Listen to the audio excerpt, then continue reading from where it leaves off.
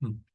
Hi everyone. My name is Jason Lim, a PhD candidate from University of Michigan. I'm covering for Professor Hyland from UC Irvine due to his unexpected family emergency to moderate this session.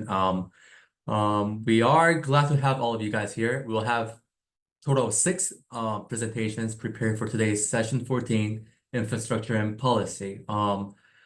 I think all the speakers are in the room, so Donya, should we start the session? Is everything settled on your side? Yes. Okay, Yes. He can start. The perfect. session. Then I'll introduce our first speaker, Dr. Sarma from UC Irvine. I believe he's here. Yes, Oh, thank you.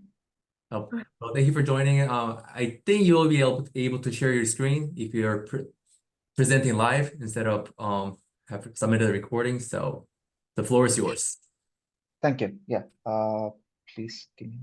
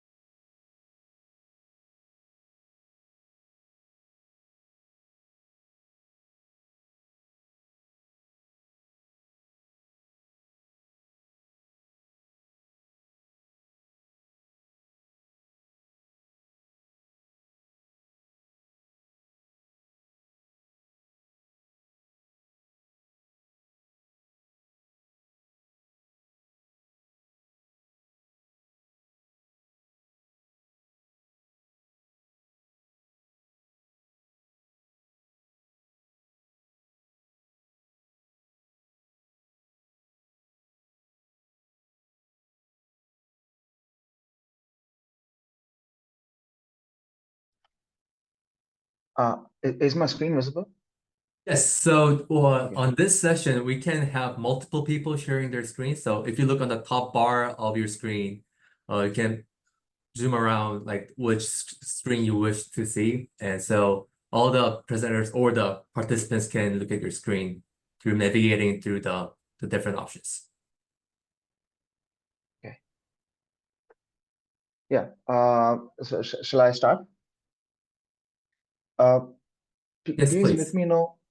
Yeah. Please let me know if I'm like when I'm 2 minutes. I will. And I will into warn every speaker at around minute 15, and okay. you guys will have around 20 minutes to wrap up your talk, including Q&A. So just be aware of that. Okay. Sure. Thank you. Hello, everyone.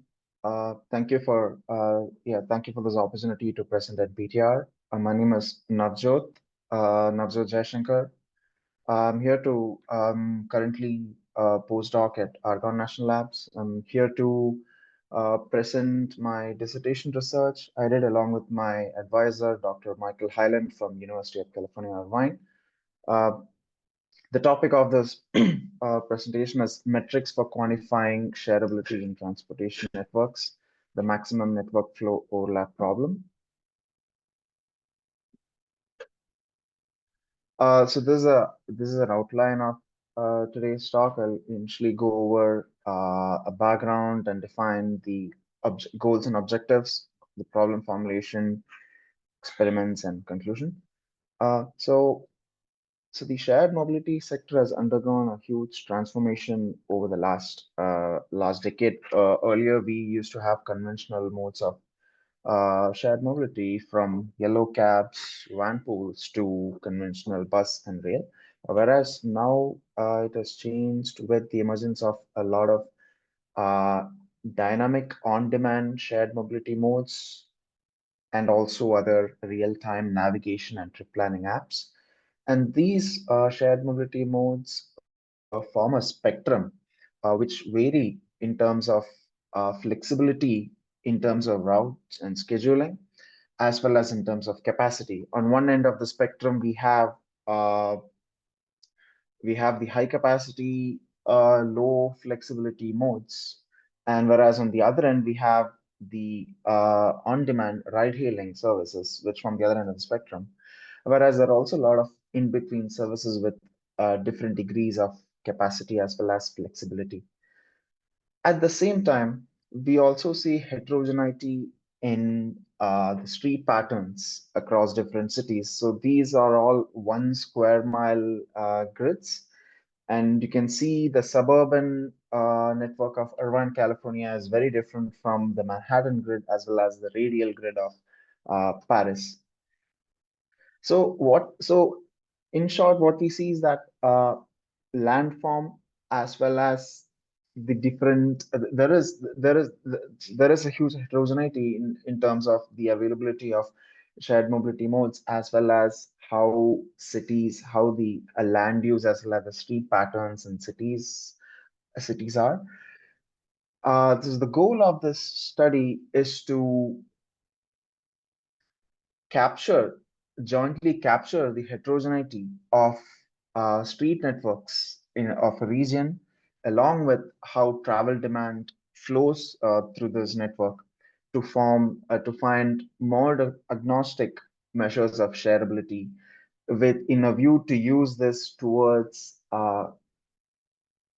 in making informed decisions on what is the most efficient or viable modes of shared mobility that can be used based on how travel demand propagates through this network, the transportation network in a region. So this study does not, even though travel behavior also forms a very important part of people's sharing choices, this study does not account for travel behavior. So this is the overarching goal is to develop methods to analyze sharing potential in transportation systems that can jointly capture the heterogeneity of demand as well as the networks. And this work has been published recently in the Transportation Research Part C journal. So specific to this goal, so we define specific to this goal, so in the study we define a person trip shareability and network flow overlap, and we formulate what we call the maximum network flow overlap problem. Develop shareability metrics using the maximum network flow overlap problem, and try to validate the metrics. So if you look at the current studies, there are a lot of studies which either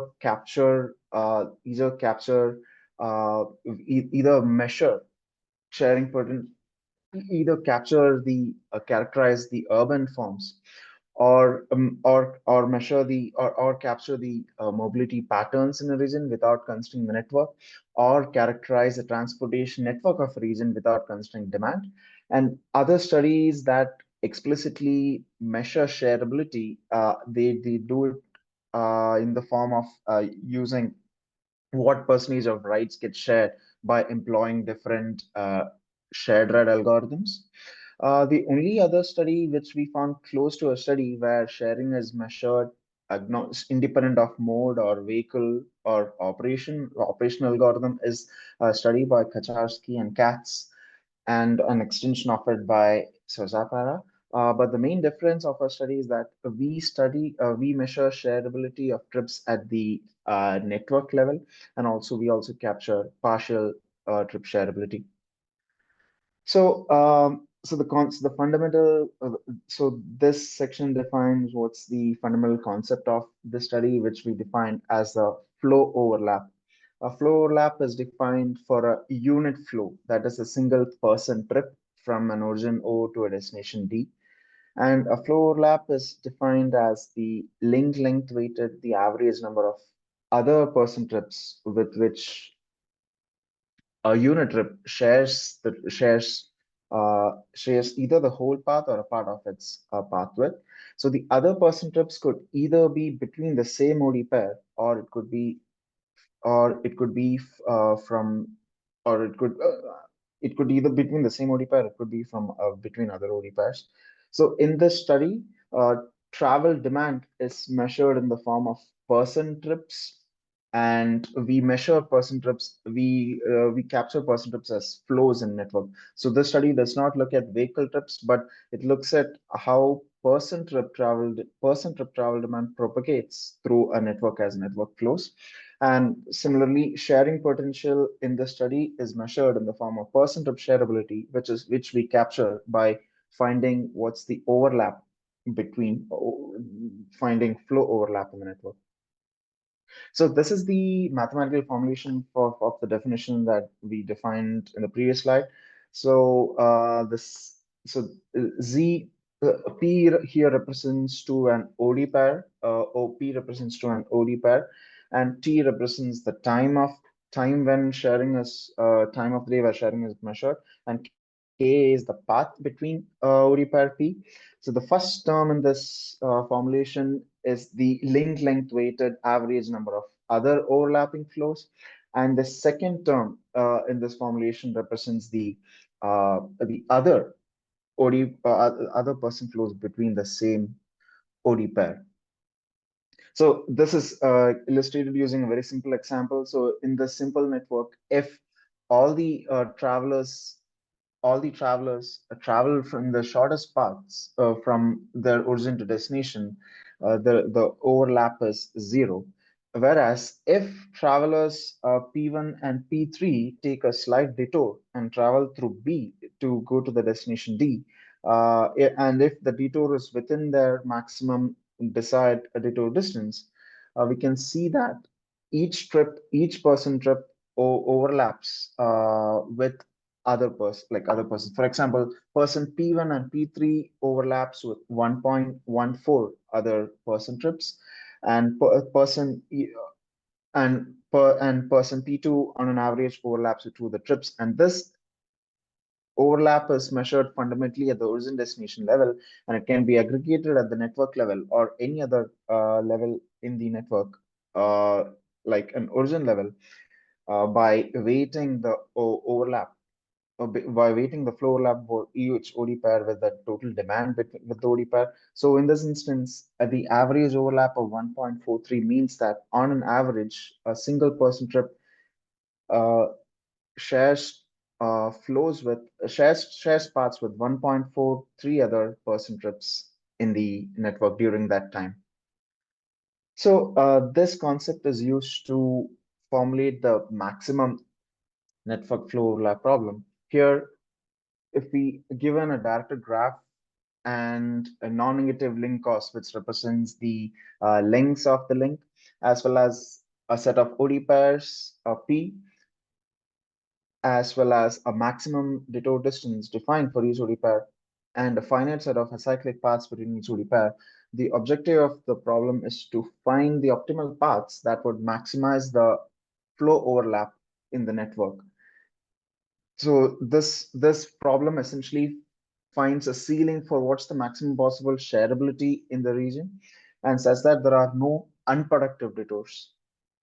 So this is the definition of the objective function. So the first term represents the overlap that we defined earlier. So there are two decision variables in this formulation. XPK is the binary path choice that would between each OD pair P that would allow flows to split between all the paths between an OD pair. We make it a generic formulation, whereas in the results we see that only one path gets chosen between each OD pair. And the second part of the problem is called a least cost shared path problem, which I can explain offline if you're interested in, because so this problem essentially is used to ensure that there are no unproductive detours while trying to maximize shareability. And this term is used to settle ties to and choose in case to uh, settle ties and choose a path with a higher shareability. And this is the expansion of the objective function using the overlap definition that we had defined earlier. So so we see that FBK is an auxiliary decision variable that that denotes the overlapping flows from other OD pairs. So which in turn also depends on the path choices which in turn depends on path choices, which means that the problem is a quadratic mixed integer programming. It's a quadratic programming problem. And the constraints, so the first constraint is the auxiliary decision variable, which denotes the overlapping flows from other OD pairs. And this denotes the link path incidence matrix to denote links that occupy paths between each OD pair.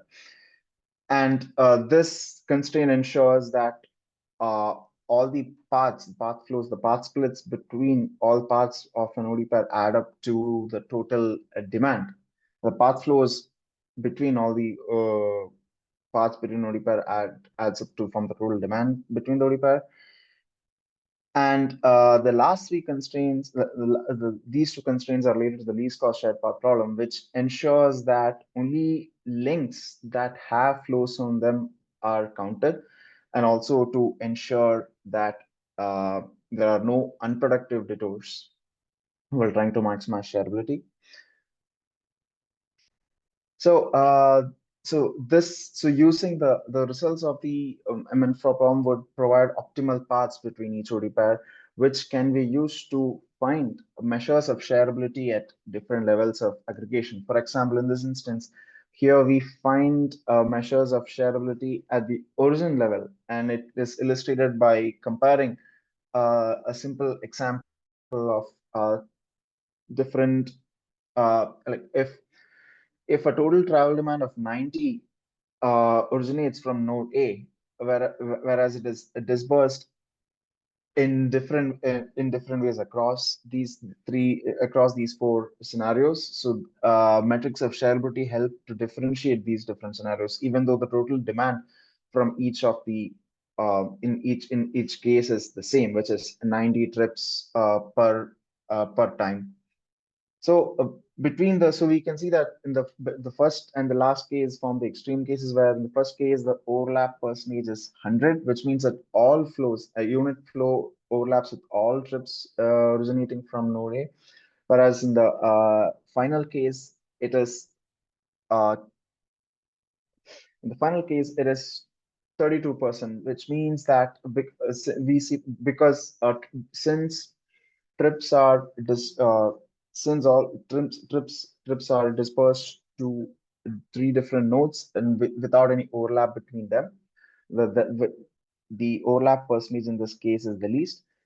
And nodes B, examples B and C give in between scenarios where there is some overlap for all trips from originating from A, whereas the distance of overlap differs between B and C, which is captured as the overlap distance of 1.22 versus 2.22 in scenarios B and C. So this is a constraint quadratic integer programming problem, and it was implemented using Groby and Python NetworkX package was used, and paths within a detour distance was computed by using a slight modification of the Yen's algorithm. So this is illustrated in a simple example of a Sioux network. So here all the origin nodes are in the north 1 to 6, and destination nodes are in the south. So we compare the overlap results for three scenarios. One is the shortest path scenario, which will have a maximum detour of 0%, and also MNFLOP 25 and 50, which represents the maximum allowed detour for paths between each OD pair. So in this instance, so the rightmost example shows what would be the result if all the flows were assigned to the shortest paths. And in this instance, the overlap percentage is 27%, which means that on an average, a unit flow in this network shares paths with 27% of all the other trips in the network. if we move from right to left, we see that as we increase the maximum detour, the problem tries to concentrate flows onto fewer links, thereby increasing the overlap percentage and also increasing the effective detour. So in the 50% case, we see that for an average detour of 11% from the average shortest path cost, there is again the number of overlapping trips nearly doubles when compared to shortest path, 27% versus 56%. Please wrap up in 1 minute. Okay. So we also validate these shareability metrics by by testing several scenarios, by running several scenarios of demand patterns and comparing and also testing and also running a capacitated multi-vehicle routing problem to see how shareability measures affect the operation of a fleet. So, a simple model here, it illustrates that. So, a model that tries to, with the dependent variable as VMT and independent variable as PMT, which is used to person miles travel, which is used to control, and Z percentage is overlap percentage. And this is a log model, but we do not do a log transformation on percentage because it's already in percentage form. So a coefficient of minus 0.001 means that for a for every 1% increase in overlap percentage, VMT of the vehicle loading problem decreases by 0.71 percentage, which shows a statistical which shows that overlap percentage has a statistically significant influence on the efficiency of metrics of a vehicle routing problem. So the conclusion is that person trip shareability is this paper forms a unique way to capture how travel patterns, how demand patterns propagate a network and measure person trip shareability in a mode and vehicle agnostic manner. And also it has a statistically significant relationship with the operational performance of a last mile transit feeder service. And it is a computationally intensive problem, so heuristics are required for larger to run this on larger networks. And also the study also is planned to extend to informing design decisions of different shared mobility modes by understanding by understanding what's the maximum possible shareability in a network based on the network structure as well as how demand patterns propagate. Thank you, and happy to answer any questions. Thank you very much. Any question from the audience? Last call. If there's no question, due to the sake of time, we'll move to the next speaker, Mr. Jiaqiang Liu from Florida State University. Thank you.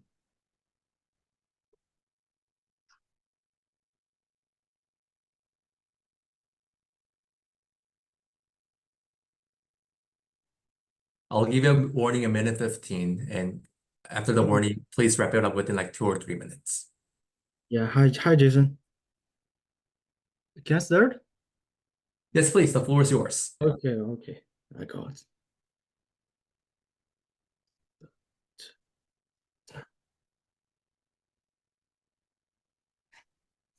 Good afternoon, everyone. I'm Jiaqiang Liu, second year PhD student from Florida State University. I'm going to talk about our research, policy selection, and the schedules for exclusive bus lane and high occupancy vehicle lane in a bi-modal traffic corridor. This work is advised by my supervisor, Dr. Qianwen Guo. Dr. Guo is an assistant professor of transportation engineering in the Department of Civil and Environmental Engineering. at FSU. Her research interest focus on the public transit, transportation resilience, shared mobility, as well as transportation infrastructure investment.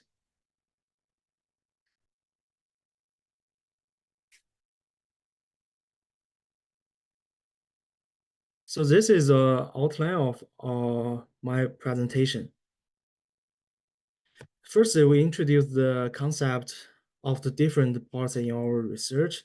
Exclusive bus lane provides dedicated lines for buses, which enhances their efficiency and reliability by reducing delays and ensure more predictable schedules. High occupancy vehicle line is reserved for high occupancy vehicles.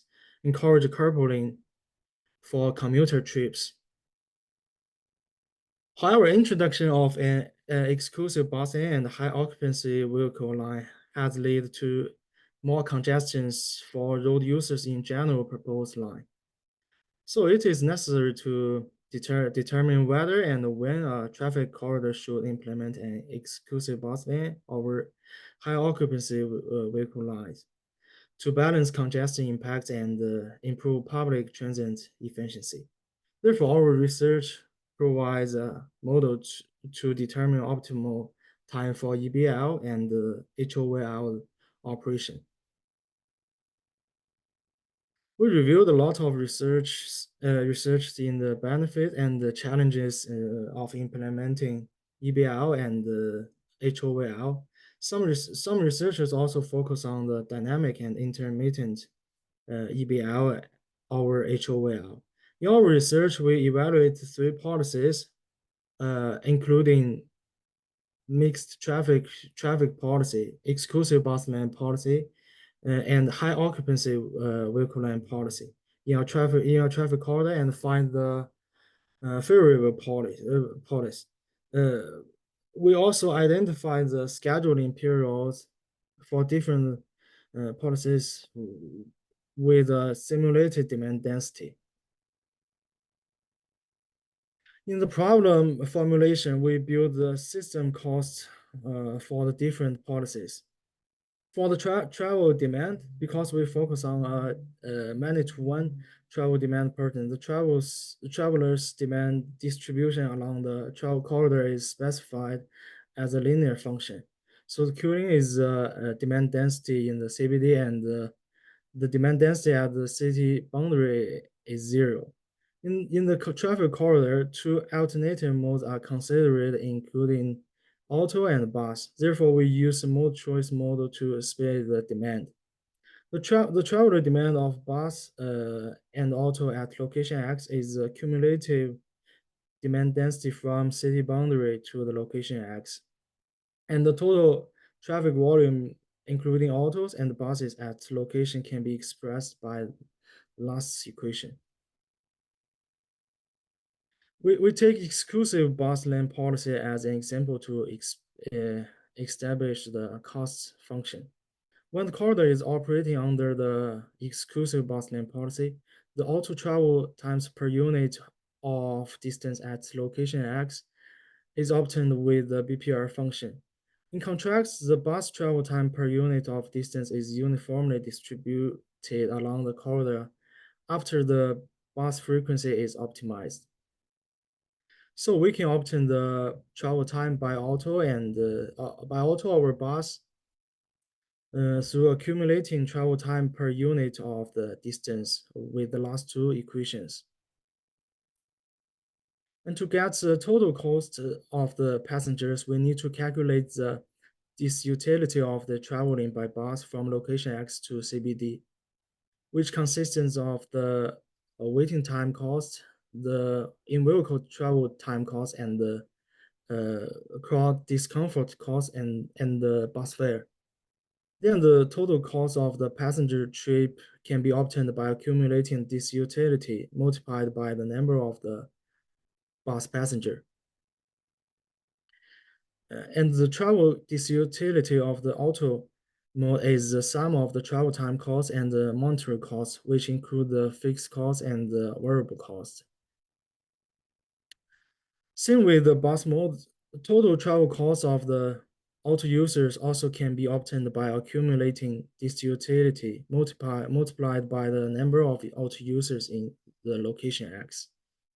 Bus operation costs, including the fixed costs and the variable costs. The variable cost is related to the fleet size.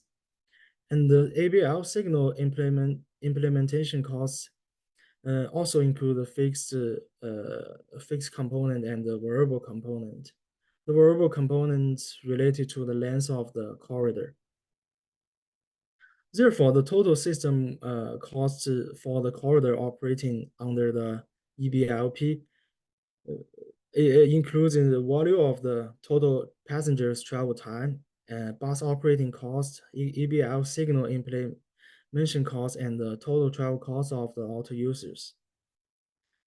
These are the cost function of the exclusive bus lane policy. The cost function of the mixed traffic policy and the high occupancy vehicle line policy can be modeled by the similar way. However, neither policy is suitable for application throughout an entire day due to the travel demand variation. Therefore, we establish a dynamic model to solve the scheduling problem for different policies through 3 definitions. The total system cost of one policy, P1, dominates that of another policy P2 in the demand threshold when P1's cost is larger than P2's cost. So demand density is a trigger factor for switching to the policy P2 from P1 when their costs are same. The policy schedule period encompasses 2 key timings, the entry and the exit timing for a policy. These timings are defined by the minimum time required to raise the demand density to the lower demand threshold and the maximum time needed to elevate the demand density to the upper demand threshold. In the policy schedule problem, the objective to find the feasible schedules period that maximizes total cost saving over the planning horizon. In the numerical analysis, we applied our models and got some results. From the figure of the total cost of the different policy, HOVLP has the lowest system cost, making it the best option for the low demand densities. MTP becomes a better option as the demand density rises. Finally, EBLP emerges as the most favorable policy for the extremely high demand densities. From the figure of the different cost components, auto travel costs dominate the total system cost at lower demand density. Bus travel cost increases with the demand density, especially under the EBLP. Bus operating costs and line implementation costs have the least impact on the total system cost compared to the travel costs of auto and bus. From the mode splits figure, auto share increase at low demand densities as the increased demand does not yet cause significant congestion. Bus share under EBLP is the highest among all policies, indicate that the implementation of EBL attracts more bus trips. MTP and HOVLP have the similar mode split persons. We optimize the bus frequency for each policies and find MTP and HOVLP have the lower optimized bus frequencies compared to the EBLP. We use one experiment and 2 real-world case studies to apply our proposed scheduling model. For policy schedule A and B, the schedules are optimized for each of the 2 policies, EBLP or HOVLP with MTP. Policy schedule C is optimized for 3 policies. To model the real-world demand density, we use OU process to simulate all the demand density in the CBD. And we choose one trajectory from the 10 simulated passes. This figure displays the total system cost of the three policies at different time points based on the select trajectory. The system cost fluctuates as the demand density changes.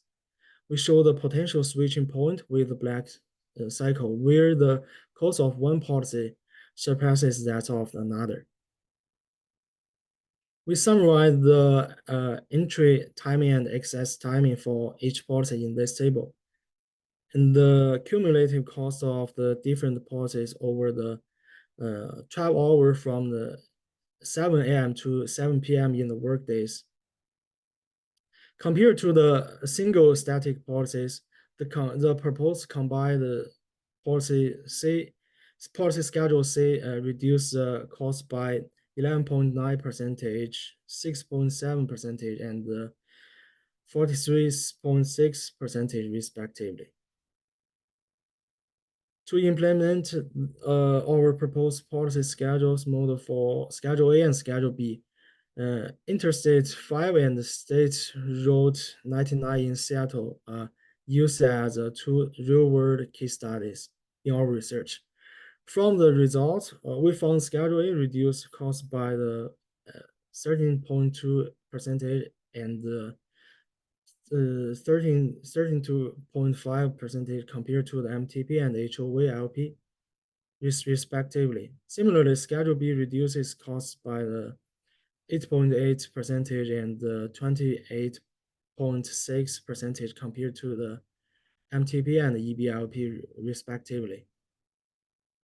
We conclude our research by the following points. There exists optimal bus frequencies for different policies in a traffic corridor. The total costs are dynamically influenced by the demand split between auto and bus usage. With the experiment and two real-world case studies, we found that our proposed schedules can significantly reduce cumulative costs compared to the single policy. In future, we also consider the demand density with the geometric Brown motion and compare with the OU process. In the cost function, the access cost to the bus stop should be considered as a component of the user cost in future. Because the road capacity is uncertain due to the disruptions such as flooding and weather, the road capacity may be considered as uncertainty in the future.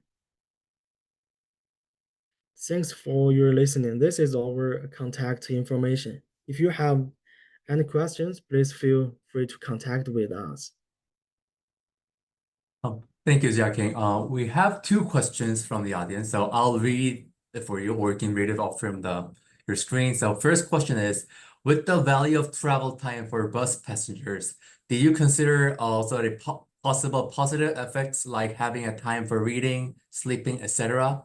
So that was the first question. So it was about how we calculate the value of time. And second question was, do you calculate demand density by vehicle or by person? So those were the two questions.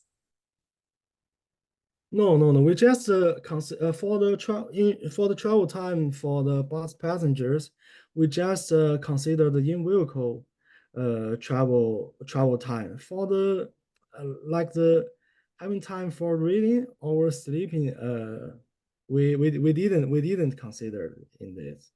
We just calculate the total travel time in the vehicle, not include or exclude the reading or sleeping time. And for the second question,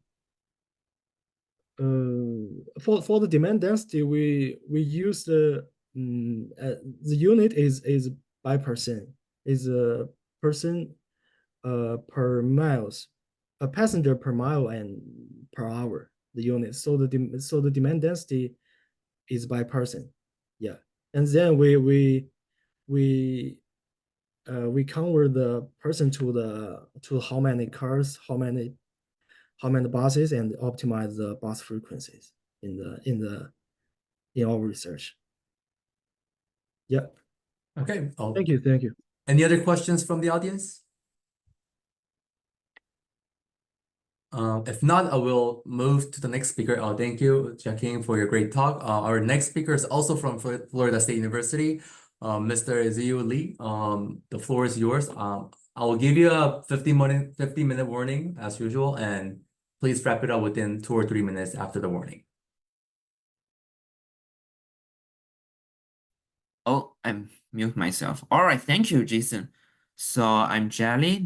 Let me share my screen.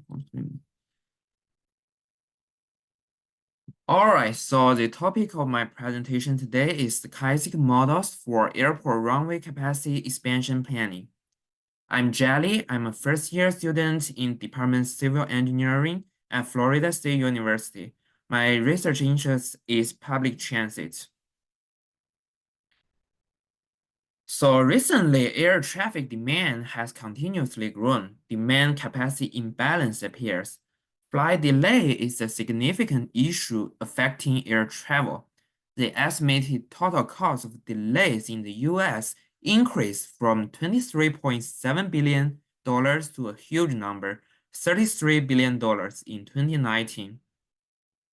The challenge of meeting the demand growth occurs in different situations within an airport, including the queuing of aircraft on runways and delay for passengers passing the security checkpoints. Here's an example of San Diego International Airport. The airport will reach capacity years sooner than originally forecast. Becker explained that the capacity is really dictated by the runway that dictates capacity. So that's why we're gonna make airport runway capacity expansion planning. So in general, there are two approaches to addressing the airport congestion problem. The first approach is to improve the mechanism of airport resource pricing and allocation to achieve higher efficiency and welfare, like they mitigate the congestion by imposition of congestion tolls. The second approach is to enhance airport capacity by investment to achieve a better match between supply and demand. Here we're going to answer 3 questions: whether to invest, when to invest, and invest to what extent. As for the airport capacity expansion, the problem was classified into 3 categories. We will discuss the first category, infrastructure expansion. As you know, investing in airport capacity expansion is costly and irreversible. And aviation authorities must consider factors such as uncertain demand increasing and investment costs. So this problem is complex. Why is it complex? Because there are 2 decision variables, the investment timing and the size of expansion. If you invest too early or too late, you would incur unnecessary costs, or you would risk congestion and delays. Also, real-world uncertainties such as sudden drop in demand, like due to the COVID-19 pandemic, those are called disruptive events, also affects your decision. So why the problem is difficult? Due to unanticipated economy shifts and demographic changes, errors are inherent in demand forecasts. We have to make decisions under demand uncertainty. And the second question, how can we address the uncertainty in demand? Generally, there are 2 approaches. One is by stochastic programming.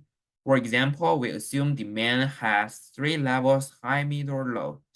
And we use the second method, using stochastic process modeling. Here's a brief literature review of capacity expansion models in transportation. The first method is to use operations research models, like researchers propose a mixed integer nonlinear program. And the second approach is to use the economics models. They assume that the airports, airlines, and passengers form a market. Airports charges congestion tolls as a means for demand management, and carriers set a higher ticket price, so the passengers will eventually bear the cost of congestion. That's the congestion tolls. A higher ticket price will also curtail passenger demand and finally reduce congestion. And our methodology is using the real options method. So real options means that airport authority planning to invest in capacity expansion is holding an option like the financial call option. It's a concept from finance. So the airport authority has the right, but not the obligation to invest at some future time. This table summarizes the real options application in transportation. It's applied in public transit, rail transit network, airport, and so on. Let's talk about our model setup. Our decision problem is to maximize the expected cumulative airport runway-related cost savings by making the optimal investment decision on the two decision variables. One is the investment timing, and one is the investment sizing for building the new airport runway to meet passengers' demand. We consider two phases of operation. Phase 1, prior to the introduction of supplementary runway capacity, the airport operates with a single runway, utilizing its initial capacity K0. Here, the cost function C1Q equals to the operating cost C times Q, and the capacity holding cost CH times K0 times the capacity and the congestion cost. After the construction and activation of the additional runway, the airport operates at an enhanced capacity K0 plus delta K. Now the costs, like the capacity holding cost, becomes CH times the enhanced capacity K0 plus delta K. And the enhanced capacity also appears here in the delay, the cost delay function, the delay function. And the cost function can be written as a simple function of demand Q is a piecewise form. And the cost function are split into two regions. One is the demand smaller than the capacity. Another is the demand larger than the capacity. There is also no one-time investment cost, including the fixed cost F and the variable cost V times the enhanced capacity delta K. Now let's talk about our deterministic dynamic model. So in this deterministic dynamic model, we assume that demand satisfies the following equation, which grows as an exponential manner. Q0 here is the initial demand, and eta here is the annual air traffic demand growth rate. Then we calculate the cumulative system cost. We assume the investment timing is at time t, then the future costs are discounted starting from time t. This is an integral. If it's without investments, we integrate from time t to infinity. NP here is the average runway operating hours per year times the cost function C1, and here is the discount factor. If it's with investments, we change the cost function from C1 to C2, and there is also a one-time investment cost. Now we calculate the cumulative cost difference function. It's a difference of TC1, total cost of phase 1, and total cost of phase 2. We calculate the difference and get this function. Here, the delta C function is the cost difference function defined as follows. I plan to skip the math details, but here's the theorem tell you how to calculate the f function. As you can see from here, it's a polynomial form. Here, beta is the hyperparameter. As for the optimal solution, we apply the net present value method. The investment will be done once the cumulative cost difference function is positive, because it's profitable to make the investment decision. If we define a function here, f times the trigger demand Q star and the corresponding expansion size can be calculated as follows. So far, I have discussed the deterministic dynamic model. Now let's move to stochastic dynamic model. As you can see from this figure, the number of flights checked follows the stochastic process. There are some uncertainty stochastic factors. Also, some sudden events make the sudden jump during the COVID-19 pandemic. Then we model the demand growth as a jump diffusion model. It's a combination of geometric Brownian motion and a Poisson process. It's a stochastic process. How eta times delta t reflects the demand growth. Sigma times dWt is an increment of standard Wiener process.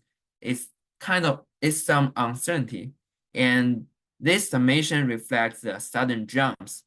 Here, Zi is the jump size, and the NT number of jumps follows the Poisson process with intensity lambda.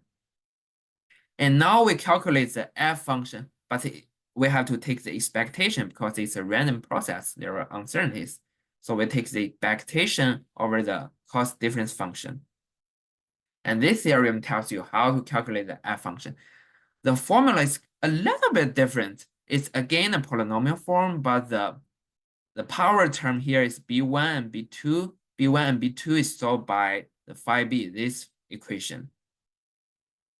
And the decision problem is that given the demand Q, we should decide to invest right now, which means to exercise the financial option, or to wait, that means keep the option.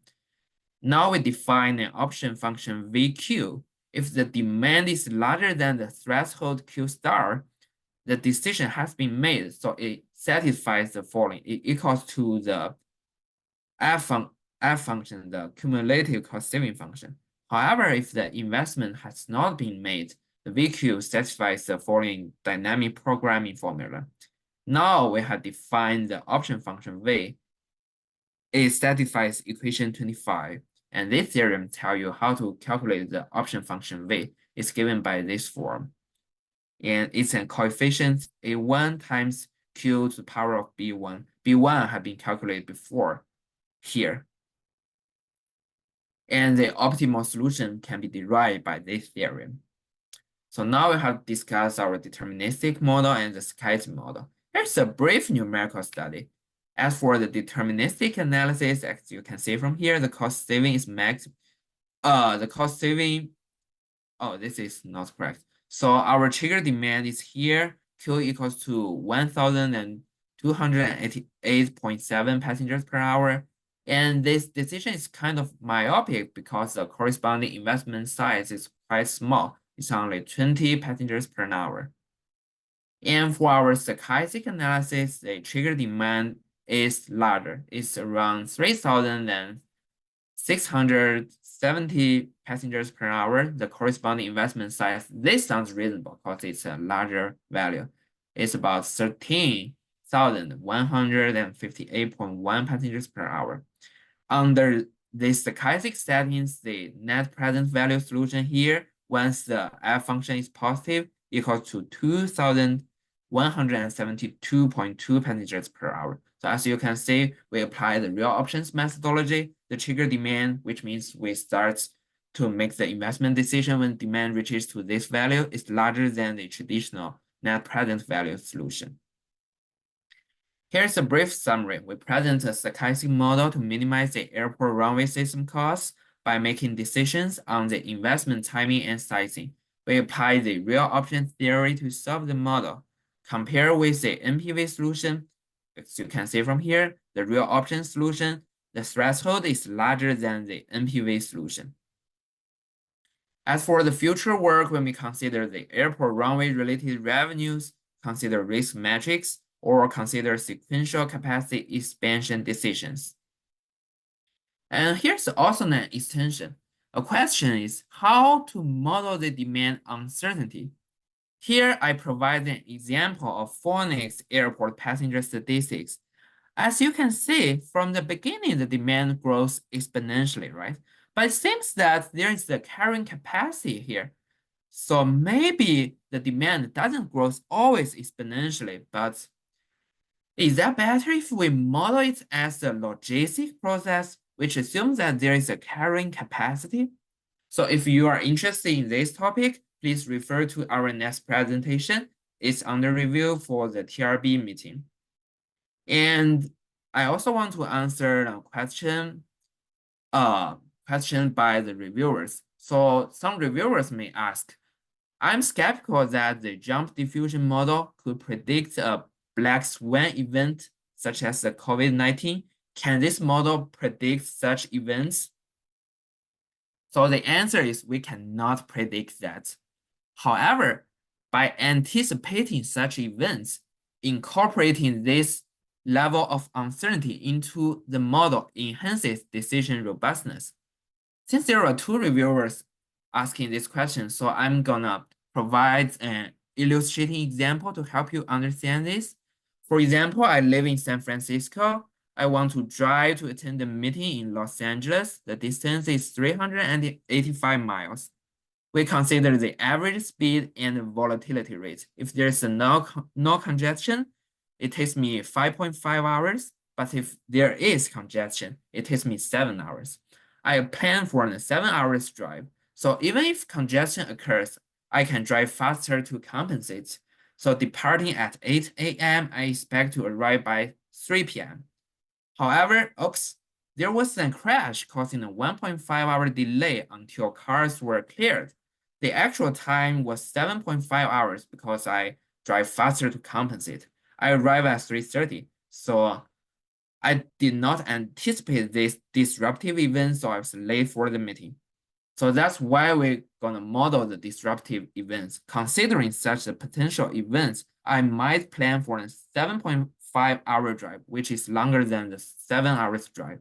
So this explains why we model the disruptive events here. Actually, we cannot predict when the black swan events happen, but anticipating such events, we will enhance our model decision robustness. All right, thank you. This is my presentation. If you have any questions, feel free to answer. Thank you. Thank you for the great presentation. Any question from the audience?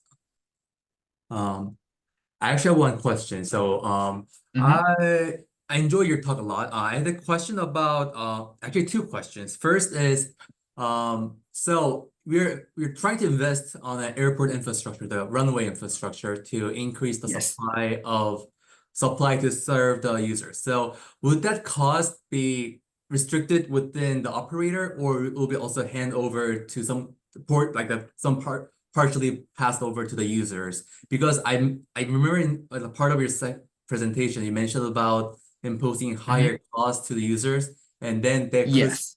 possibly control the demand level. So I think that's my first question. And second point is more of like a comment or a suggestion for you that I have is, you know, in transportation studies, we always discuss about latent demand, where, you know, when you do some sort of expansion, then the new demands emerge, which I'm not sure whether your model can or cannot detect those latent demands. And also there are cases where there are some cases where if you invest your infrastructure preemptively, expecting those latent demands, you know, you may have a better efficiency in the long run. So I'm wondering how you are encountering or how you plan to encounter those aspects. Hi, Jason. Thank you. That's great questions. I appreciate it. So let me answer your first question about the economic models. So they assume that the airport airlines passengers from the market and they derive like the congestion tolls or whatever. So this kind of approach is a little bit different than ours because they assume that demand is not given, is not like all that word, but the demand is not given, but the higher ticket price will also curtail passenger demand. So there is the overlap, like the interrelationship between the demand, price, and whatever. And for our research, we just assume that the demand follows the given stochastic process. So this is the difference between this model and the previous economic model. And for your second question, that's a great point. So actually we do model the latent demand here, but I didn't present it here. So firstly, we don't model the demand, but model the population growth as the stochastic process here. So actually it's derived by the population growth. So population growth, you can get the data like from the official website, and we assume that there is a proportion, like the trip coefficient rate, like how many people travel by the airport. Then we can derive the formula here. So although you may not observe the demand or the data collected by like the air traffic data is different from the actual travel, the actual demand, but we can kind of add some assumptions like how many people travel in the city, and we can model the population growth. Then we can derive the demand growth process. I hope I answered your question. Thank you. Yes, thank you very much. I appreciate your answers. Any Thank other you. questions from the audience? If not, thank you, Zihu, for your great talk. Next, I'll introduce our next presenter, Ms. Shashan Liu from UIUC.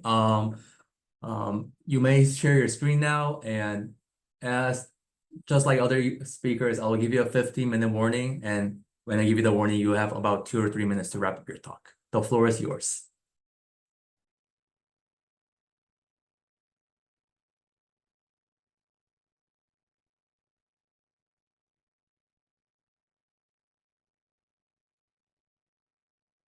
You're muted.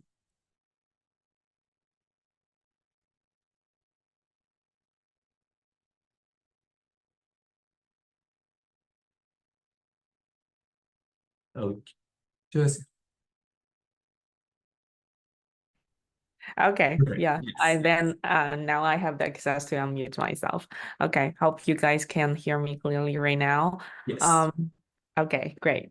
Hi everyone. I'm Shanshan Liu from the University of Illinois Urbana-Champaign. I'm very glad to share with you guys our research on Libya-Asian electric vehicles as a resiliency solution for backup power during outages. This work is collaborated with Dr. Alex Vlachokostas from Pacific Northwest National Laboratory and my advisor, Professor Ilathra Cantu. So in this study, we aim to answer 2 main research questions. The first one is, what's the impact of electric vehicles to populations during power outages? And the second one is, what are the opportunities for residential energy resilience with electric vehicles? According to the power outage patterns and occurrence trends, increasing number of natural hazards cause large-scale power outage events these years, and the average duration of blackouts experienced by the U.S. households was 8 hours in 2020. And during the power outages, home is the main shelter place during those events. However, it's essential to keep the building energy services, such as the HVAC system, to make sure the residents staying at home is safe. Generally, on-site energy generators and storage facilities are conventional approaches to provide energy to the households during the power outages. And recently, bidirectional electric vehicle to everything technologies present a new option for the residents to improve the resilience of household energy systems. And there is the fact that a fully charged Ford F-150 Lightning truck could power a typical US household for up to 3 days. However, how to quantify the resilience of the household energy systems with electric vehicles still requires further explorations.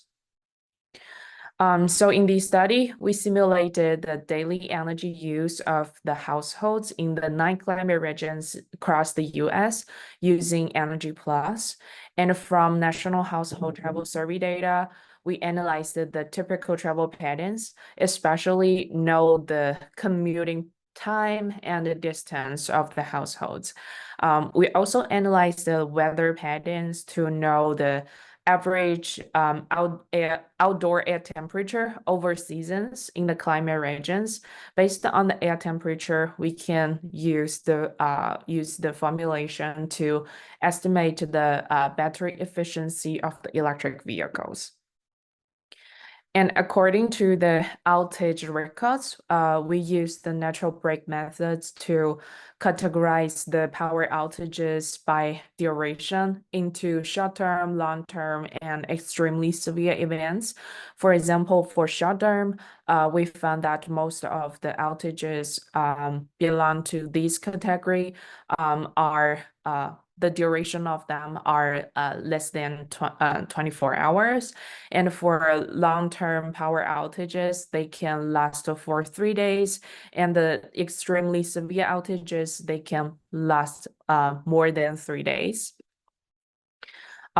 Corresponding to these types of power outages, we developed various energy use scenarios. Here we propose 3 scenarios to the 3 kind of power outages. For short-term outages, we constructed typical energy use scenario. The household energy and mobility needs follow typical patterns in these scenarios. And during long-term outages, we constructed moderate energy use scenario. In this scenario, households use only the HVAC system, foregoing other electrical facilities while maintaining mobility needs. And during the extremely severe outages, we propose necessary energy use scenario in which households maintain only the functionality of the HVAC system and do not require travel. Then to quantify the resilience of residential and electric vehicle energy systems, we proposed 2 assessing perspectives from the household and mobility resilience. The household resilience is quantified by the vehicle to home availability, which is the ratio of vehicle to home serving time to the intersection of the electric vehicle dwell time at the residence and the power outage duration. And mobility resilience is quantified as the proportion of travel distance that electric vehicles can still fulfill after serving the household and meeting its energy demands during power outages. And finally, the total resilience index for the system is calculated using the uniformly weighted composite score. Here is our results. So here we just take a 12-hour short-term outage to represent the short-term outages.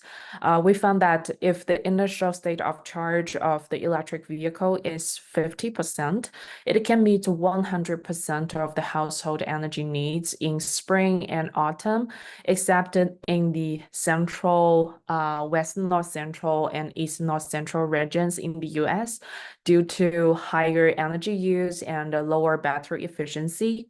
And in the eastern north central region, an electric vehicle can support 100% of the household needs in the summer. However, during winter, it can only cover 60.7% of the energy needs. After the outage, electric vehicle can at least meet 50% of the household's mobility needs in spring and autumn as well, except for those in the north part of in the US, including central, western north central, and eastern north central regions. In the eastern north central region, electric vehicles' battery are exhausted after a power outage and cannot support any travel needs. Even with a 90% initial state of charge, if the outage lasts longer than 7 hours, the electric vehicle cannot meet the next day's travel needs. For long-term power outages and with baseline HVAC set points, which is 24 Celsius degree in summer and 22 Celsius degree in winter, we found that in the South region, the average household resilience for spring and autumn is better than in summer and winter. Due to the impact of air temperature during power outages of on the electric vehicle's battery efficiency. And on average, the remaining energy in the electric vehicles can cover 25% and 14% of travel demand in summer and winter, respectively. In the east and north central region, lower outdoor air temperature in spring, autumn, and winter cause households to be less resilient, and they cannot maintain mobility in the aftermath of the outage. However, in summer, vehicle-to-home service and the remaining travel range are promising, with household resilience of 0.74 and mobility resilience of 0.52. If we adjusted the HVAC set points to decrease household energy demand, we found that in the South region, adjusting the HVAC set point significantly increased household mobility and the total resilience by 41%, 163%, and 68% in winter. In the eastern or central region, the HVAC set point adjustment to review opportunities to enhance system resilience in spring and autumn. However, even after implementing these HVAC control strategies, the travel needs on average still cannot be met after the vehicle-to-home service during the winter. For the extremely severe outage, we take 2021 Texas crisis as an example. And with the baseline HVAC set points, electric vehicle can provide backup power to the household HVAC system for 38 hours. And with 18 Celsius degree and 15 Celsius degree set points, vehicle to home service can last for 58 and 85 hours respectively. And for the healthy individuals, adjusted HVAC set point can extend the duration of reduced cold stress. However, for the vulnerable residents, adjusting the temperature to 15 Celsius degree will not extend their safe exposure time. Then we also estimated that what if the residents need to travel during the extremely severe outages? With the baseline HVAC set point, the electric vehicle can support the household energy needs for 27 hours and 1 day's travel needs, and also maintain a safe indoor air temperature of higher than 18 Celsius degree for the vulnerable individuals for up to 80 hours. With the heating set point of 18 Celsius degree, the electric vehicle can support the household for 32 hours, including 2 days travel needs, and maintain a safe temperature for the vulnerable individuals for up to 68 hours. And with the heating set point of 15 Celsius degree, the V2H service time exhibits a significant increase in comparison to the baseline HVAC set point scenario, including covering 2 days of travel needs. In addition, we also implemented a post-upon the HVAC schedule to assess the resilience, which means when the indoor air temperature decreased to the moderate cold stress for the healthy people, then we turn on the HVAC system. With the post-upon schedule and the baseline HVAC set points, we found that V2H service could work for 19 hours, and the vulnerable population can shelter at home and stay safe for 79 hours, while the duration of mild and moderate cold stress for the healthy ones is 155 hours and 54 hours. If we continue decrease the HVAC set point to 18 and 15 Celsius degree, the electric vehicle can support the household for 35 and 66 hours. However, we need to note that even with the post-upon HVAC schedule, the electric vehicle can are still unable to cover the coldest period experienced by the residents during this extreme power outage. To summarize the main findings of the study, we developed metrics to quantify residential energy resilience by evaluating the likelihood of vehicle-to-home service to meet household energy needs during a power outage, as well as the mobility of electric vehicles following the outage event. And for each type of power outage, we assess the household and electric vehicle energy systems. And by implementing HVAC control strategies, the vehicle to home service duration can be prolonged, thereby enhancing the system's resilience. Additionally, setting HVAC set point to 18 and 15 Celsius degree can reduce the thermal risks for the vulnerable and healthy individuals. Okay, thank you very much. That's all I would like to share with you today. Thank you. Thank you, Shanshan. Any questions from the audience? I have one question actually. So I like the idea where, we normally think we charge our vehicles from our houses, from our home, but not the reverse way. But you're suggesting that, so I think that's cool. I'm assuming that this scenario will be only applicable for the households that has an electrical vehicle. Am I correct? Yes. So this may be like a radical thought, but have you considered a case where we will try to use the EVs to serve like all households? Or the reason is, not all these days the EV adoption is not yet too high, that we can generally assume that all households will have a EV. So I'm just wondering whether you have considered that while doing this research. Yes. So in this research, we only consider the single family house in the US, which if I remember correctly, the percentage of single family house in the US is more than 70%.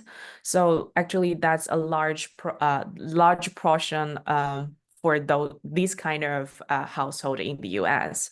However, actually, we still need to consider those the people living in apartment, right? However, for those, we need to consider more patterns because for the people living in the apartment, they have more diverse travel patterns, and some of them do not willing to use their electric vehicle for the vehicle to grid or vehicle to home service because we cannot deny that those discharge process will have some negative impact for the battery.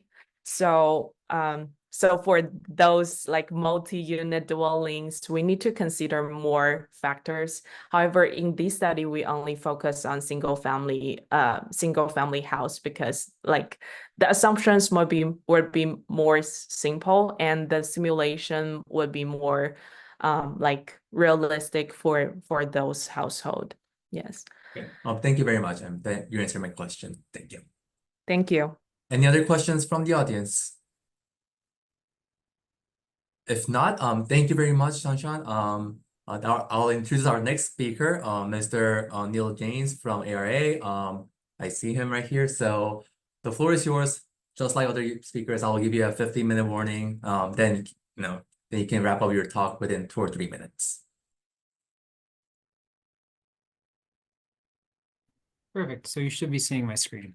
Thanks, Jasun. As mentioned, my name is Neil James, here with Applied Research Associates. I'm a transportation planner and staff analyst at ARA. Good afternoon, everyone. I'm calling in from the Madison office today. My presentation today is going to cover an asset management approach for new mobility devices, particularly looking at technology assets. So what we're going to call intelligent transportation systems and transportation systems management and operations assets. So a bit about the background of the project. This was a project that we undertook for the Missouri DOT that wrapped up late last year. In particular, this was for Missouri's Research Center.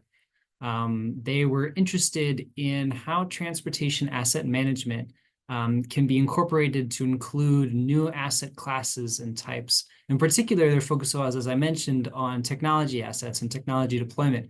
So ITS assets and considerations for operations assets. So as I mentioned, this was sponsored by their research program. So we came up with a research-based approach and solution to try and solve some of the issues that Missouri was facing at that time. So what are we talking about? I know we're talking about a lot of different things in this session, transportation infrastructure broadly. So I just wanted to provide a very high-level overview about transportation asset management and ITS assets in case anybody's unfamiliar. But transportation asset management as a performance-based approach, we provide a generic framework here, really focuses on pavements and bridges so far historically. And it's a process that you get, and also a plan, but it incorporates identifying goals and policies, inventorying particular assets, performing condition assessments and modeling, evaluating alternatives, selecting and implementing projects, and then monitoring the performance of those assets and those projects. In terms of ITS, technology deployment, we're talking about modern technology and communication equipment that makes travel on roadways safer, faster, and more convenient. So think about, DOTs in the DOT space. These are things like sign panels, road weather information systems, dynamic message signs, cameras that DOTs might have on a roadway, cabinets, that sort of a thing.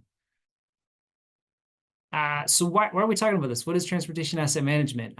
For bridges and pavements, transportation asset management is relatively well defined. The practice is there. We know what we're doing. They're managed these through a formal plan. FHWA requires that all national highway system assets are managed through a formal plan. It's called the Transportation Asset Management Plan, or TAMP. As these programs and practices have matured over the last 10 to 20 years, these agencies at state DOTs, these transportation asset management programs are beginning to expand to include new or additional assets. We're now the word that we're using in the research space is called ancillary asset management. We know that agencies own and operate a variety of other assets outside of bridges and pavements assets, including things like the cameras and cabinets and RDVISs that we're talking about in terms of ITS and TSMO assets. So just to provide an overview of where we're headed within the asset management space, this is a compilation of assets that leading states, so states with kind of more mature asset management programs, are tracking.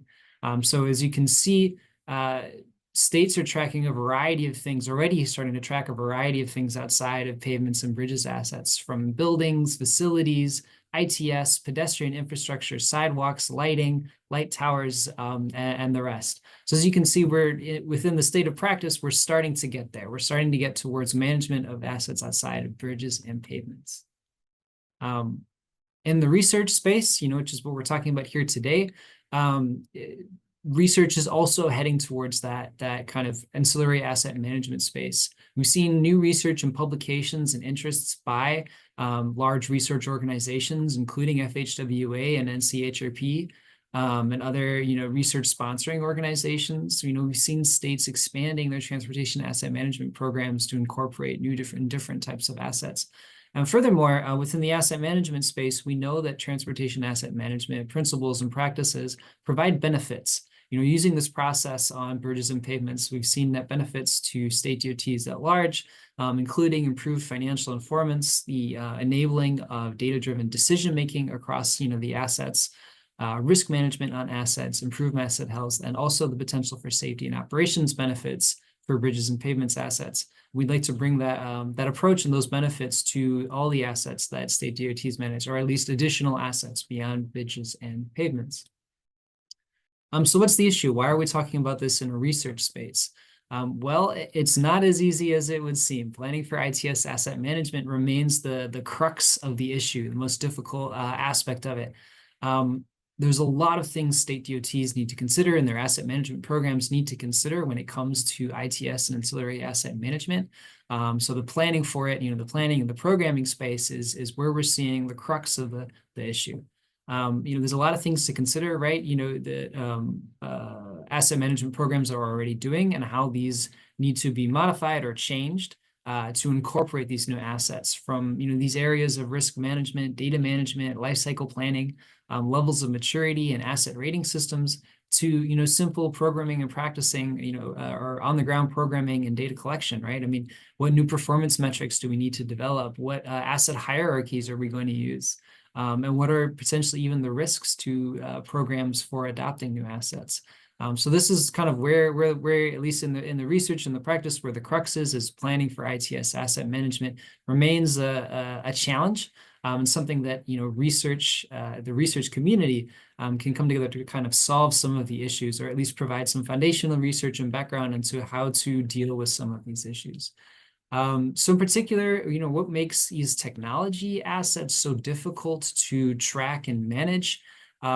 They are incredibly different, or considerably different, than bridges and pavements assets. So they have it's kind of 6 high-level things, identified by FHWA here that make ITS and operations assets very different from bridges and pavements. They have considerably shorter service lives than bridges and pavements. You think a bridge or a piece of pavement might have a service life of about 20 years or longer, but a camera in the field is not going to last 20 years, maybe somewhere around 1 to 3 years. That being said, though, they do have lower replacement costs. It takes a lot less money, time, and energy to replace a camera on a light post than it does to try and fix a bridge or, patch up pavement.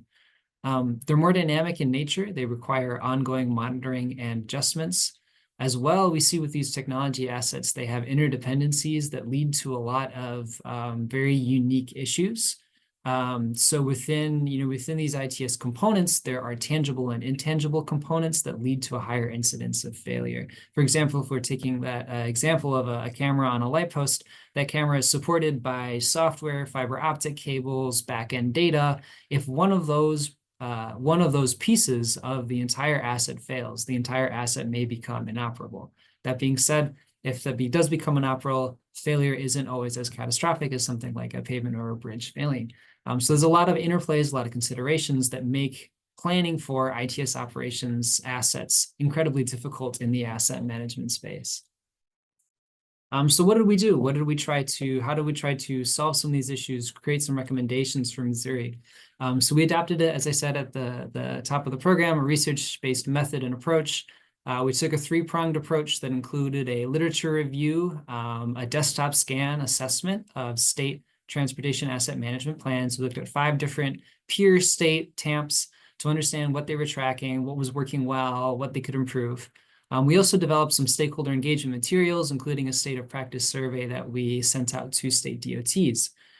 This culminated in the development of a phase 1, kind of a prototype ITS asset management spreadsheet tool that we developed in Excel. It was a macro-based tool that we used to try and automate some of the key features of asset management.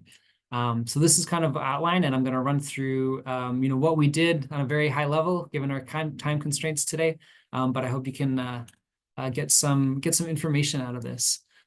So in terms of the challenges that we're seeing within ITS asset management, there are a few high category buckets, I guess we'll call them, that remain a challenge for asset management programs. Things like risk management, data management are key to consider. We know risk management has been required for transportation asset management since 2018.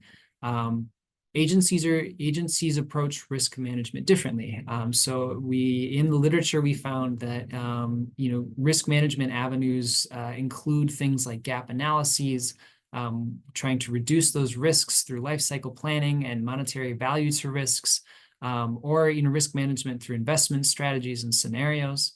We found that common risks, at least in the literature, included things that are internal and external to the agency, as well as things that were internal and external to the asset itself.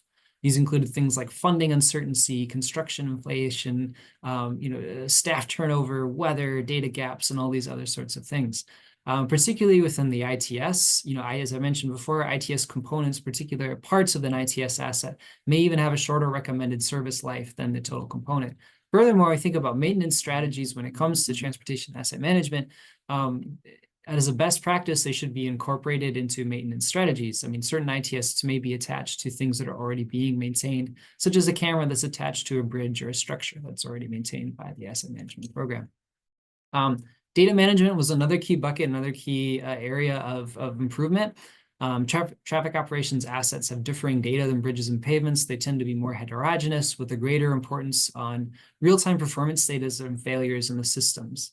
What we found was that clear data collection methods and standards can reduce the expenses and improve accuracy of asset inventory. And these have also been titled data dictionaries. This highlights kind of the importance of a central data hub. Having the ability to make data-driven decision-making on assets across a state instead of each region having their own approach is an important consideration that also helps alleviate concerns with data collection, duplication, and incomplete inventories. We found building information modeling has been served as a model in this space. And in terms of kind of best practices, what we found, a standardized statewide approach is key for any states considering ITS asset management or ancillary asset management. This allows, again, for that data-driven decision-making across the state, so each region doesn't do kind of what works best for the region, and then there's cross-region issues that you can run into. Any new processes need to fit into existing processes, eyes towards implementation. As we in the research space, transportation research space, know implementation is a challenge within transportation research. And making sure that these processes, don't represent a huge lift for asset managers who already have a lot on their plate is important. There's a lot of options available to track and manage assets from least managed software to very expensive cloud-based software. And so asset managers should opt for what systems work best for their program and staff. And finally, CBA, cost benefit analysis, is key consideration when adopting new assets and new asset classes. Adopting new assets that don't provide or aren't expected to provide net benefits can be a challenge for asset management programs considering funding constraints. Again, starting with implementation in mind and gradually rolling out more complex and mature methods as a asset management program adapts to them, was a best practice that we found in the research. As states are considering ancillary asset management, they can conduct a self-assessment on their own practices and figure out what's working well, what could be improved. Furthermore, we need to make sure that any new assets fit into the benefits of transportation asset management through performance-based approaches. So fitting into agency priority and policy goals, as well as following a prioritized approach for selecting new assets. There's a variety of ways of doing this, such as priority score calculation or tiered methods, but really it's about what works best for the agency that fits within their goals. Data management remains a challenge in the ITS asset management space. What we found best practice was to conduct a data management system pilot study to see new approaches to collecting data and managing those methods before you roll it out statewide to see what works well and what doesn't. But there's a lot of future research within the space. Lifecycle planning is especially one that hasn't been touched a lot in the research. Again, obsolescence of technology is also a key consideration in this space. If your software updates and your hardware doesn't work with the new software, that can be an issue. Also, certain asset classes can prove a challenge, right? Things such as fiber optic lines, which are particularly weird and very different from like a bridge, have very unique or esoteric life cycle condition ratings and failure impacts. Furthermore, in the ITS asset management, certain assets are mobile. Things like dynamic message signs and relocatable cameras. And so key data collection items also need to consider mobile assets, which we haven't had to before. So again, high-level overview, as we don't have a lot of time today. We also conducted a state transportation asset management assessment. We did a desktop scan of 5 peer states to Missouri. Again, these are at this point, some of these states have had updates to their transportation asset management plan, but we were looking at what assets they were tracking and what approaches they were using. What we found was that assets and approaches fit into existing management practices and approaches at the particular state. And these approaches varied from scenario planning approaches to budgeting investment or tiered approaches, some even adopting conditional indexes. Common assets included RWIS, CCTV, dynamic messaging systems, highway advisory radios, ramp meters, and signal systems. We also conducted a survey as part of this effort. We sent a survey, an online survey out to all 50 state DOTs and had a response rate with 15 state DOTs. From what the high level things of what we learned, were common ITS assets that were being tracked and managed, as well as collection methods that state DOTs were using. So we found that, again, similar types of assets from the literature and from the desktop scan were being managed, including cameras and message signs and traffic detection devices. We also found that visual inspections remain the way that people are collecting data for ITS asset management. From the survey, from the state TAMP review, and from the literature review, we developed a list of recommended assets for Missouri to track, as well as data collection fields to gather in terms of their, ITS asset management. State assets, things you have seen before, things that the literature has said were best practices to manage. We also recommended that they start to manage state-owned licensed cloud-based software to try and reduce, obsolescence of key assets. As well, what we found was that it's important to look at, installation date and installation costs, as well as manufacturers' recommended life cycle for ITS to promote life cycle analyses and life cycle cost analyses. As I mentioned, we also developed a tool as part of this project, as part of this research.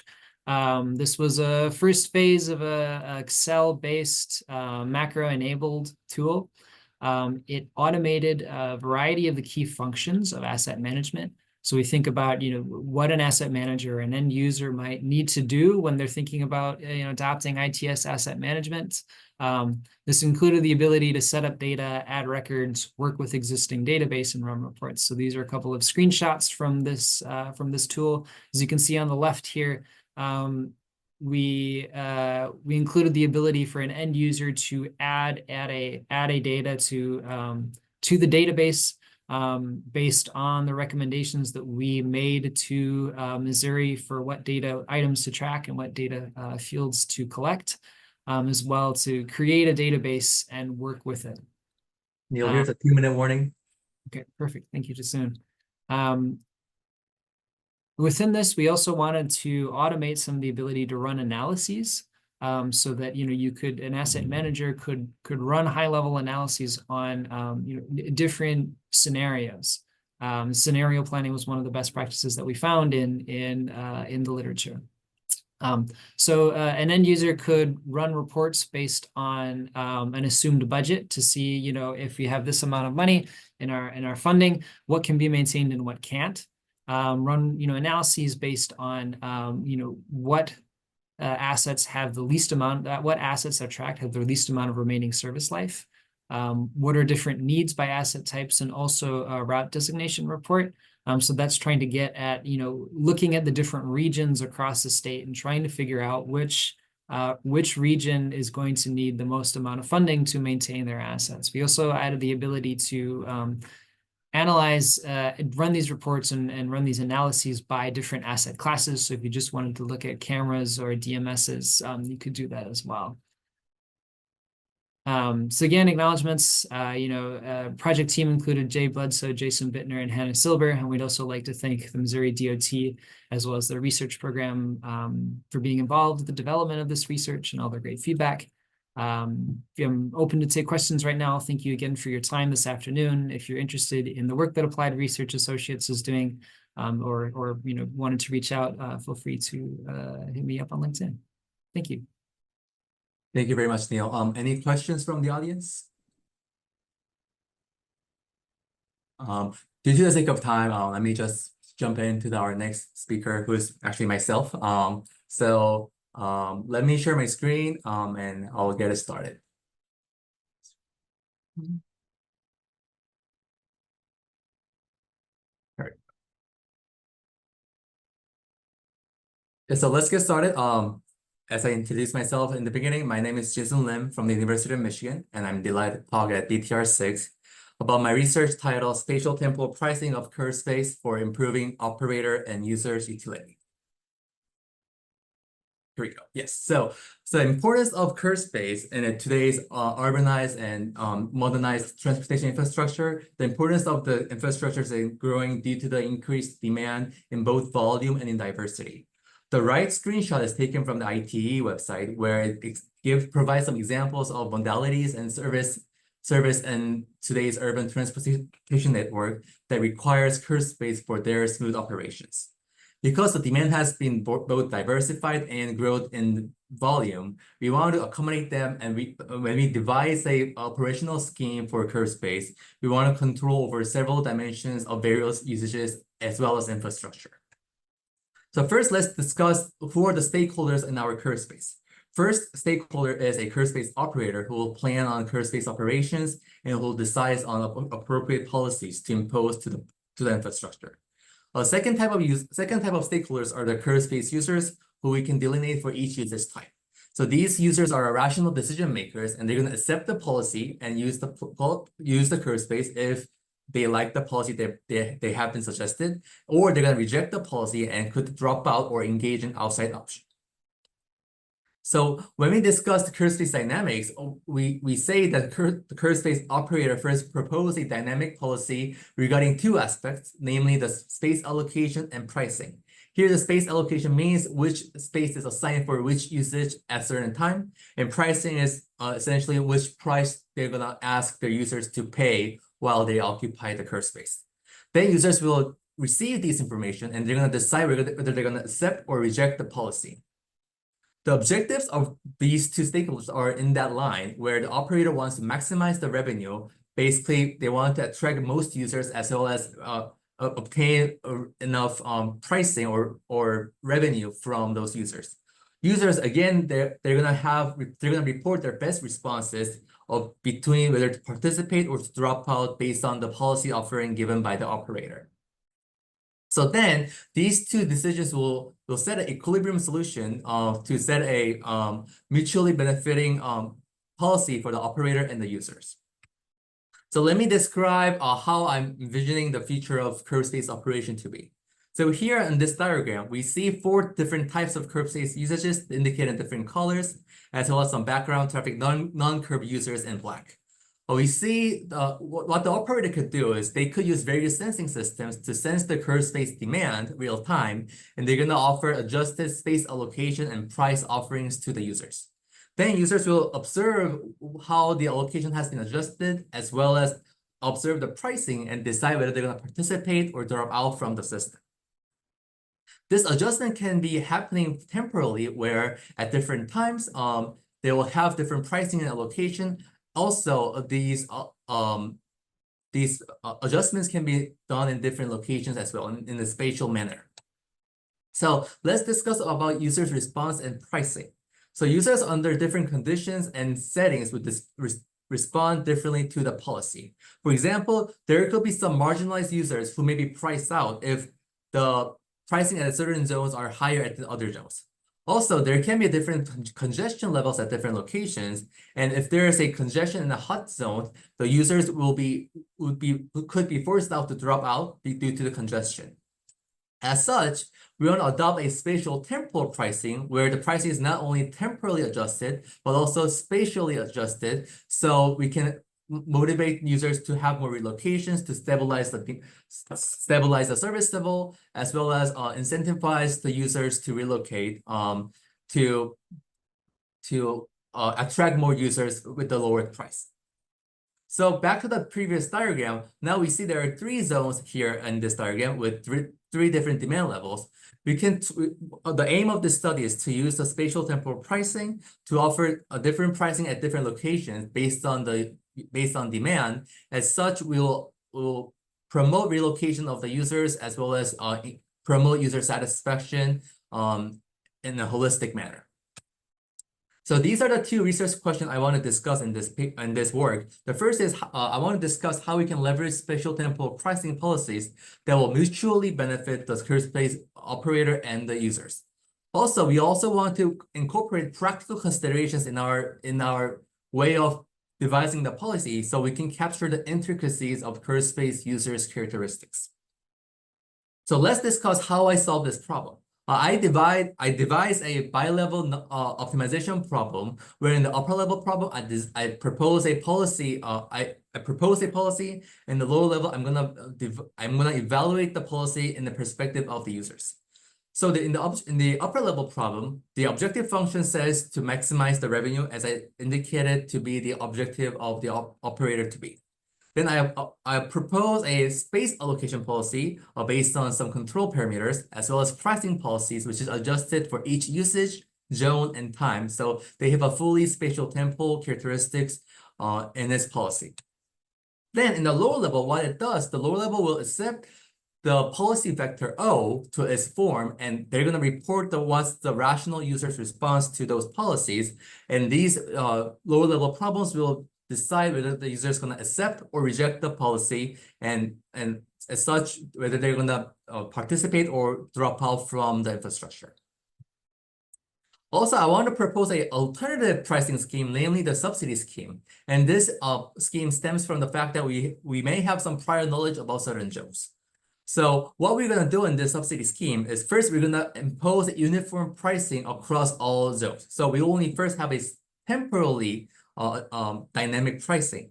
But then we'll utilize those prior knowledges about some certain zones, and we will subsidize only at the predetermined set of zones, so we can incentivize the users to have lower price at those zones, and we can promote more user participation at those zones.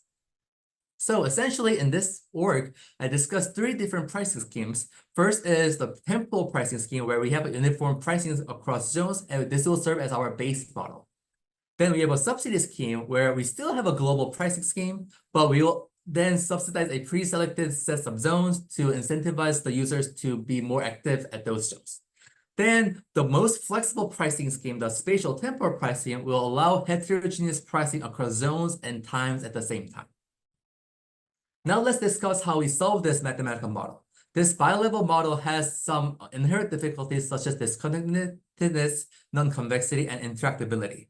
The first 2 are solved through a KKT definition reformulation as well as objective function transformation, which will allow us to have a single-level convex model which will serve as a benchmark model in our solution methodology. Then when we use the well-known commercial solvers to solve this benchmark model, you can still suffer an intractability issue when we try to solve the problem in a real-life scale.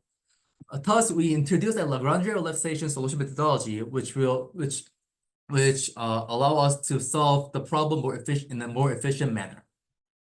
So this relaxation method stems from the fact that not all constraints within a model contributes equally to its complexity. In other words, there are some constraints that are harder to solve and satisfied. So we want to notify those constraints as complicated constraints, and we want to dualize them into the objective function rather than directly solving them in our constraint sets.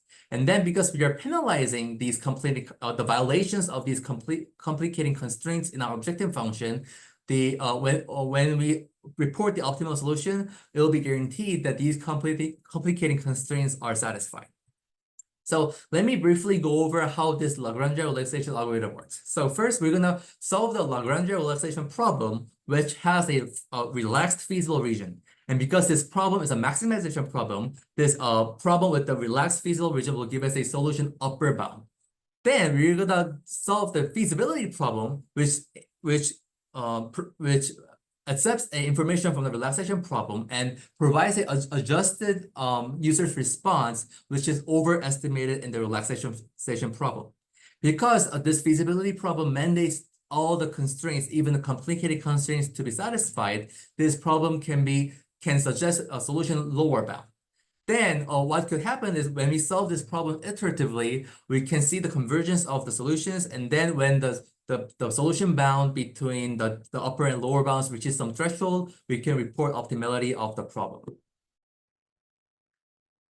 Now let's discuss how I use this model for our real-life experiments. So to demonstrate the practicability of the model, I incorporate 4 different usage types, which are modeled through varying user traits.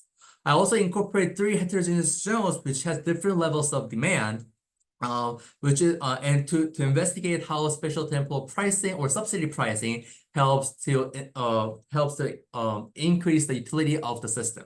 We also incorporate 5 continuous time approaches to demonstrate different pricing offering and allocation offering at different times of the day.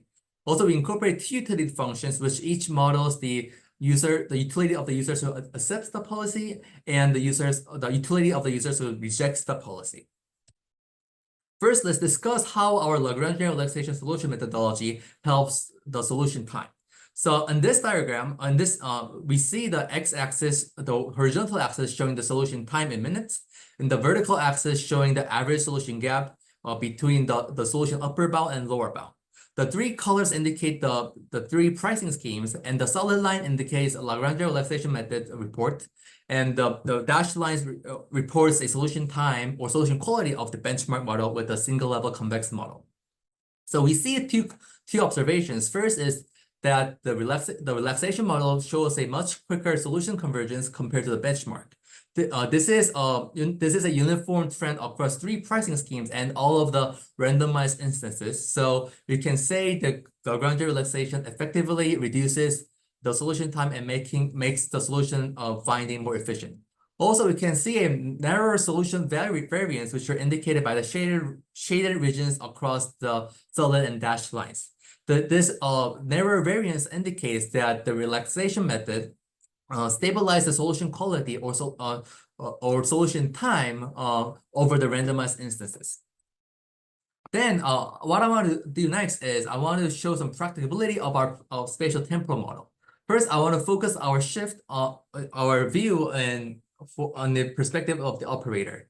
This heat map shows the top 3 heat map shows the operator revenue under the 3 temporal, subsidy, and spatial pricing schemes. And the bottom 3 heat map shows the percent increase or decrease when we compare each pair of the 3 pricing schemes. The red cells indicates there's a percent increase in the metric, and the blue cells indicates there's a percent decrease in the metric. We can see when we impose a more flexible pricing scheme, the operator's revenue will be always be increasing, indicated by the red cells on the bottom figures. Next, let's shift our focus to the user's participation, which is a utility of the users. Here we see that when we impose a more flexible pricing scheme, this does not always improve the user's participation rate. This is due to the fact that a heterogeneous pricing may cause some confusion to the users, and our utility function are able to capture those confusions, and this will cause a disutility of those users, and they will have lower participation rates through the spatial-temporal pricing. However, when we also view the percentage of relocated users, we can see there's a small improvement compared to the previous slide, which means although where the overall percentage of participation can be decreased, there could be more promotion of relocation of users, which is a sub-objective of having a spatial-temporal pricing to stabilize the participation rates. So as I discussed in the beginning, I also want to discuss about the practical enhancements of our model to also guarantee enhancing the user's experience through spatial-temporal pricing.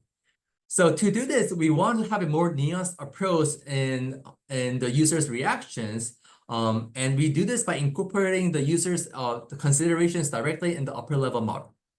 So I'll provide 2 examples. First is about user retention. So what happens in our upper level problem is we only model the operator's revenue, but we do not directly model to maximize or increase the user's participation rates.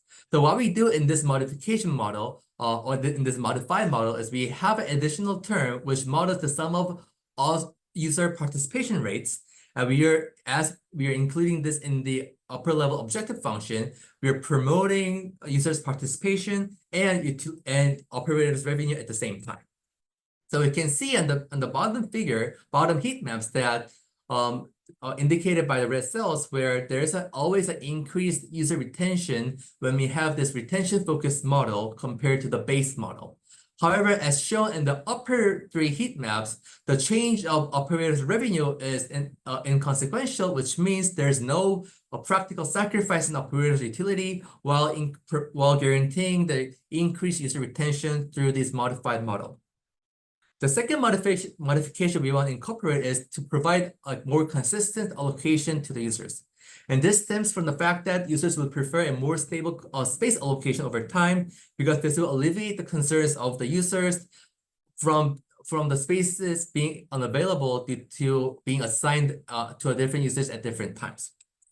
Similarly to the previous approach, we have an additional term where we subtract the objective function with the term that indicates the sum of allocation, variance, or volatility. And when we solve this modified model, we can see there is a decreased allocation volatility indicated by blue cells, or increased allocation consistency through this modification of the model. But similar to the previous result, we can see there's no practical sacrifice in operators' revenue, which means we can retain the operators' revenue while also promoting allocation consistency through the model. So as a takeaway, I have suggested a spatial temporal curve space pricing scheme, which captures the spatial characteristics of the demand as well as intricate user consideration. I propose a bi-level optimization model to solve this model, and also propose a Lagrange relaxation-based solution methodology. I substantiated the practicability of the model by showing that this spatial temporal pricing scheme can mutually increase the operator's revenue as well as recognize a user's intricacies and promote their participation at the same time. This is end of my talk. Thank you for listening to me. I'll open the floor for questions. Thank you very much. So if you have any questions, please let me know. I'll be happy to answer them.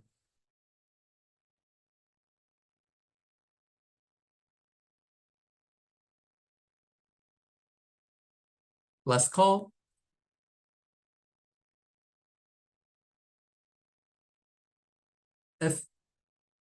Yes, Professor Hyland. Oh, I should look at the chat, right? Yes. I did just unmute you, so you should be able to talk. Okay, here we go. Thanks. Sorry about that. Yeah, so really interesting research. I'm wondering, like, in regards to the practicality of it, what would be like the most appropriate city and portion of a city for you to kind of put this model into practice? Are we talking about like downtown Manhattan, or maybe like a college campus? Are we talking about like the entire New York region? Kind of what's the size, scale, and type of city you're looking at? Oh, I think that's a great question. We do a case study in a separate paper for the city of Ann Arbor, where we host a University of Michigan campus. But this model is certainly applicable for a variety of range of scenarios. So it can be Manhattan, it can be a suburban city. We try to keep this very, I'll say general. Try to keep this model very general, so it can be applicable for any environments that we want to adopt this approach. To do that, the only requirement that we have in our model to ensure convexity of our model. When that convexity is ensured, we can solve this model in any practical scale. Yeah. So although the case study I do on this paper, I only incorporate 3 heterogeneous zones. I see there's no reason to have larger or more numbers of curve space zones within the study. Also, we encounter there is a discount of when we promote interzonal relocation. So of course we cannot cover the entire US with this model, because we want those relocation to happen, and we cannot have a user relocate from one city to another city. But within the city's boundary, I think this model is pretty applicable. Actually, there is another extension work where we try to integrate this work into other transit systems, where we can also provide a method they can go back to their original destination when we ask them to relocate to a different location. Yeah, sure. Very nice, thank you. I'm probably out of time, but another question I have is about like you didn't really show us what the decision variables were, I think, at optimality. Are we seeing like very large prices and very big gaps in the prices across zones and even across the different use cases? Yes, so I think that's a great question. I mean, purposely, I did skip some technical Yeah, details that's due to fine. the That's time. fine. So we do have some. So basically, what these constraints would do is to regulate the volatility of the policy offerings. Because if the price changes are too dramatic, for example, users will be confused. Or if the allocation changes are too dynamic or too volatile, then if the space assignments changes every minute, for example, practically no one will be able to use it because I'll turn illegal in the next minute. So these constraints serves their purpose of providing some stability, but if the base model does not control, so it only requires those volatility just to be within the threshold, but it will not incentivize or penalize by the amount of volatility if it's within those thresholds. So that's why I propose those one way of extension whether promoting more stability of infrastructure would benefit the users or not. Thank you very much. Great research. Thank you. Any other questions from the audience? Well, if that's the case, I went 3 minutes over, so I guess this was the last talk of the session. So thank you very much for coming. And in fact, it is the last session of the BTR 6. So I hope we can see everyone next year. It is through Zoom again. Thanks, everyone. Thank you very much, everyone.